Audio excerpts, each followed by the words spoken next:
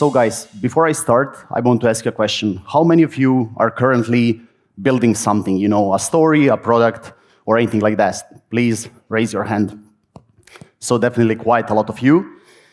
Unfortunately, I think today 90% of startups fail, and the biggest reason, number one reason, is there is no market need or there is no traction.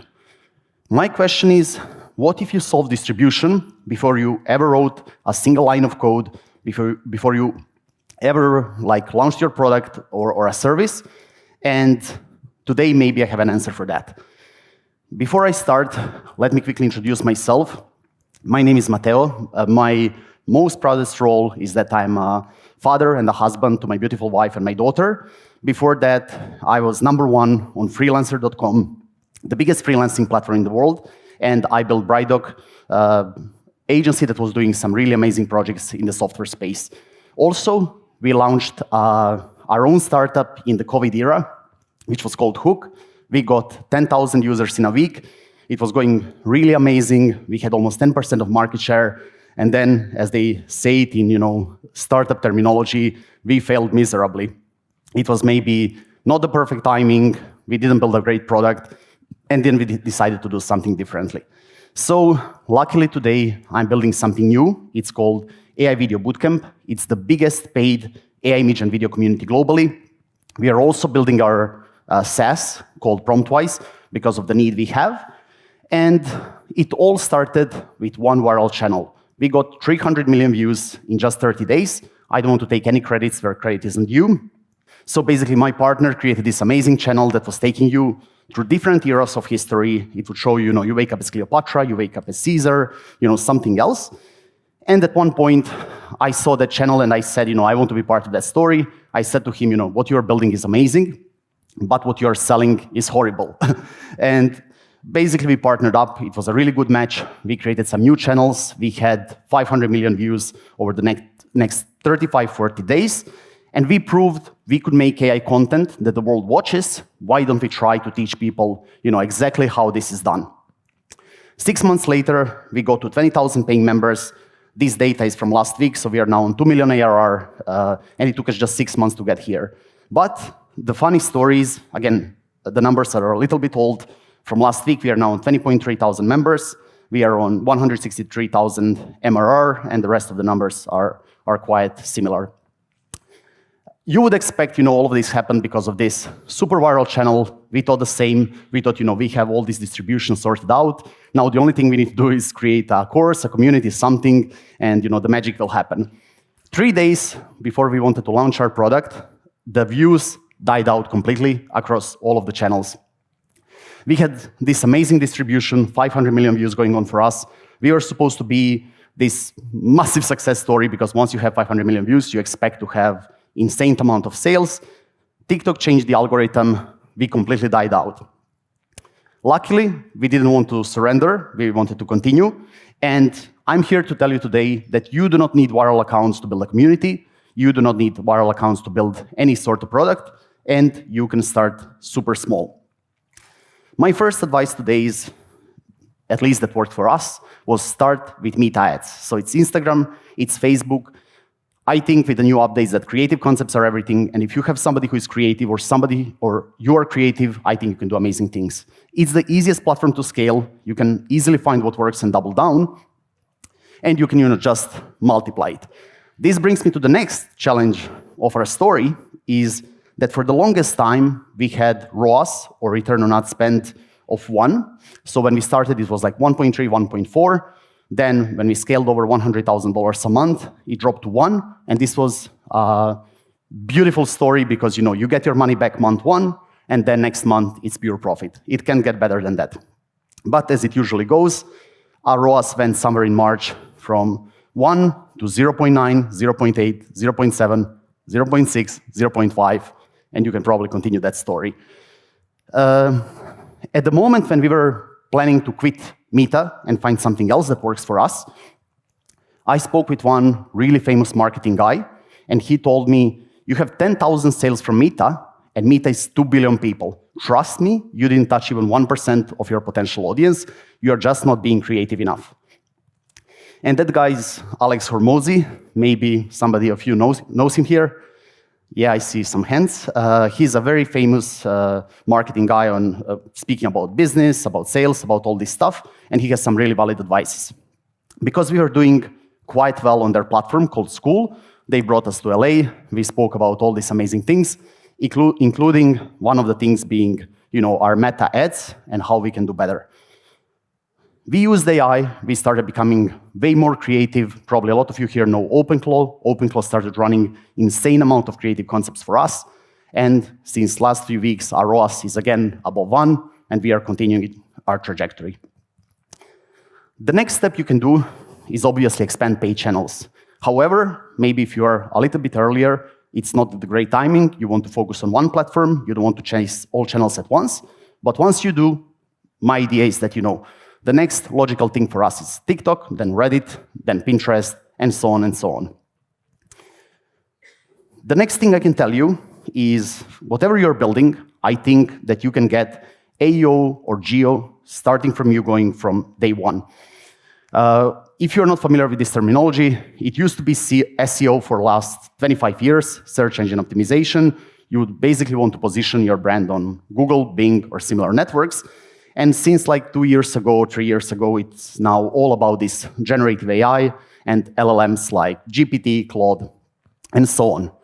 The good thing is that you can start this quite easily. You can start creating amazing content on your blogs, on your media, whatever you're using, and you can do all of that with AI.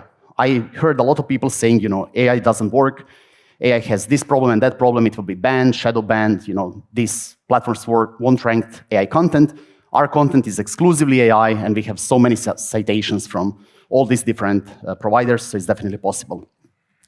Then the next thing, it's called link bagging, and I call it link bagging instead of link building. Link building is basically getting other high authority websites to point to you so that your authority of your website can increase.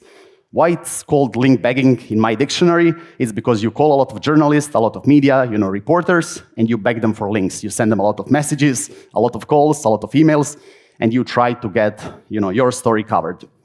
We are still super early in this story, but we now get like 250 sales a month, which is amazing. I think we can scale this to a few thousand, and then probably to a few tens of thousands as well per month, and it doesn't cost us anything. And the last thing is become the source that journalists reference. This one is a little bit tricky and a little bit harder, but I'll tell you exactly what we are trying to do. So we are in the field of generative AI, and the biggest thing for us is information, right? So we coined, or at least we think we coined the term, which is genformation. It's the information that basically you get from generative sources. I'm not sure if it's our term, but I hope it is. And as a classic startup, the first thing we did before we built anything around that was we bought all the possible domains. So we bought genformation, genform, genform, genformer, and so on and so on. Why am I telling you this? Because I think that if we coin a term that is good enough and we pitch this story to the journalists, saying, we are now living in a new era of genformation, people will start looking for that source of genformation. They will hopefully find us. They will see we are the one who did it. They will learn a bit more about that. That will point to our main brand, and then in return, our authority will grow. Whatever you do, my advice is when you find winners, please go all in. I see so many, colleagues I work with, startups I sometimes mentor and stuff. They, chase all these channels at once. What happens is they spread their budgets thin. They have no clear signal on what works and what doesn't, and they obviously burn both cash and time. Instead, and this is only my piece of advice, it worked for us, for you might be different, but I think it's great to build and master one channel first. Then you double down on the winners, you exhaust one audience before moving on to the next, and then what will happen, you will have so much data, so much understanding of how your audience looks like, works like, feels like, that you will be able to compound that and move on to the next format. And this is exactly where we come to the community part of the story. Community, or your following, is your greatest product lab, whatever you're launching. Because once you have distribution, it's so easy, to launch stuff, launch products. Sometimes things will not work out, so you can also pivot, you can also do new stuff. And most importantly, you can get direct feedback from people that are already paying you and trusting you, which is the most important thing. Because if you sell them something, you get their cards, and then it's way easier, if you build trust and if you provide value, to sell something else, and create that long-term lasting relationship. There is two important things why I'm showing you this, and this is how our chart grew. It's not only to brag, but it's actually to explain two things. One thing is that you get every single day 300 new members telling you exactly what you need to build, and more importantly, you are getting and generating cash early enough that you kind of become self-sufficient. All of us startups, we care about investors, we want to raise money, and so on, but it's way easier to create, valuations that you're happy with, to create your terms, if you already generate a lot of cash, and if they say no, you still have a fallback, you can always go back to it. Naturally, another thing happens. Basically, 20,000 creators right now started telling us, before we ever wanted to build our SaaS, these tools, are horrible with consistency and prompting. Hicksfield, which is one of our big competitors, and I personally love them, but everybody was saying, their UX and UI is not that great, especially not for small creators. There is nothing on the market that's fitting these creators, and prompting really feels like guessing in the dark. So naturally, we stopped waiting for someone else to fix that, and we built PromptWise. So I'm not here today to sell you on PromptWise, but in short, it's our creative studio born inside of our community, and every feature within the studio is made because of what users told us. This is way more important, and I'm not sure if you can see it somewhere here. Basically, again, this was last week, 4,200 responses. Today, it's 5,000 people on the wait list waiting to get into our SaaS. We have 30,000 emails of paying members, both active in the community and churned. And we have some amazing creators we created that now have massive followings that really want to give something back, and they also want to promote PromptWise once it goes live in like 10 days or something. What I'm trying to tell you, if you kind of switch things around, you can really start with this massive exposure, and once you're ready to launch, you're actually building a great product, you're actually going to market at the right time because you know what needs to be built, and you have all these people that are waiting to get in. I'm expecting we'll have probably thousands of users in SaaS, which is amazing for an early SaaS, and we will see probably what happens. If I can tell you last few things, what you need to take home from this presentation if you want to, it's please build a distribution before you build a product. Doesn't matter how big it is, and I'm sure whatever you do, you can still build a distribution because your audience will tell you exactly what to make. Creative concepts are everything. Meta was the first one to adopt it, TikTok will be the second, and all the other platforms will follow.